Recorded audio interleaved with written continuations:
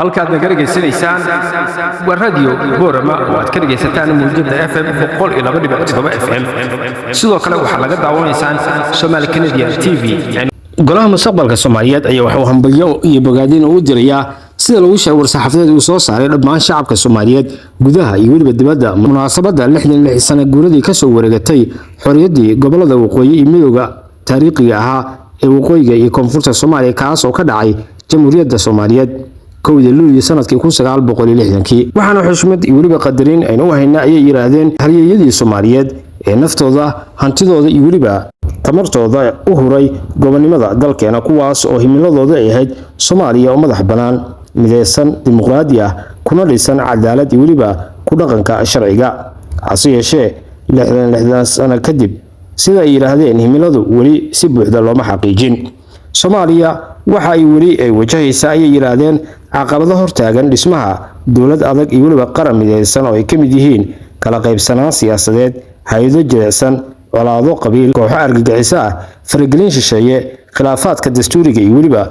waliba kalsooni darrada siyaasadeed halkii uu ka xalin lahaa caqabadahaasi ayuu maamulka madaxweynaha waqtigiisu dhamaaday Xasan Sheekh Maxamuud waxa uu ku howleeyahay ay yiraahdeen si kordhintooda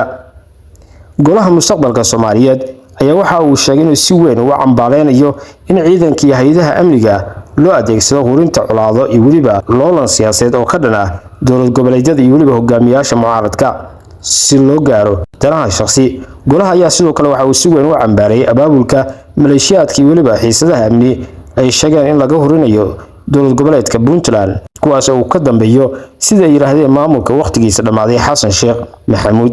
arintan waxay ku soo beegmaysaa xilli Puntland naf iyo maalba ay u hurtay dagaalka lagula jiro argagixisada Daesh isla markaana ay ka gaartay guulo wax ku ool ah hurinta colaado horle iyo waliba qalaase ayaa waxa ay halis gelin karaan guulahaasi waxaana wajahaya dadaalkii wadajirka ahaa ee Puntland iyo beesha caalamka ee kula dagaalamayeen argagixisada Daesh golaha ayaa sidoo kale waxa uu bayaanka uu ku sheegay ama hoos uu ka xariiqay in colaadan laga abaabulayo Puntland ay ku soo beegmayso xilli Xasan Sheekh ciidankii waliba hubkii loogu talagalay la dagaalanka cadawga argagixisada uu adeegsaday duulaan ka dhana Jubbaland koonfur galbeed iyo waliba siyaasiyiinta mucaaradka isagoo gabi ahaanba joojiyay dagaalkii lagula jiray Al-Shabaab isla markaana aan wali xal laga gaarin muddaxileedkiisa dhamaaday iyo waliba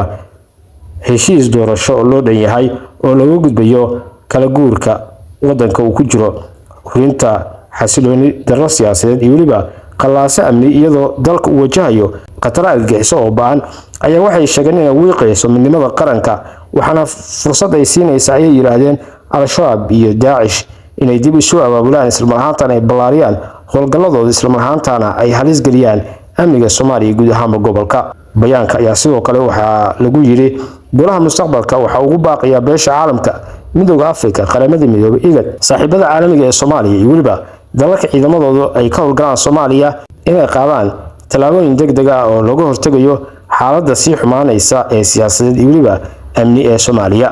golaha mustaqbalka Soomaaliya ayaa waxa uu ku baaqay in si degdeg ah loo gaaro heshiis doorasho oo ku dhisan is-afgarad qaran sidoo kale waxa golaha ugu baaqaya saaxiibada caalamiga ah inay hubiyaan in taageerada siyaasadeed dhaqaale iyo amni ee Soomaaliya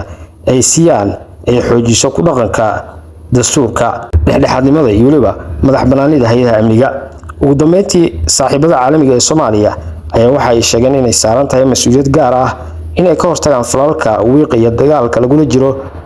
argagixisada haddii aan si degdeg ah loo qaadin talaabooyin wax ku ool ah ay yiraahdeen waxay halis gelin karaan guulihii laga soo hoyay ee dagaalanka argagixisada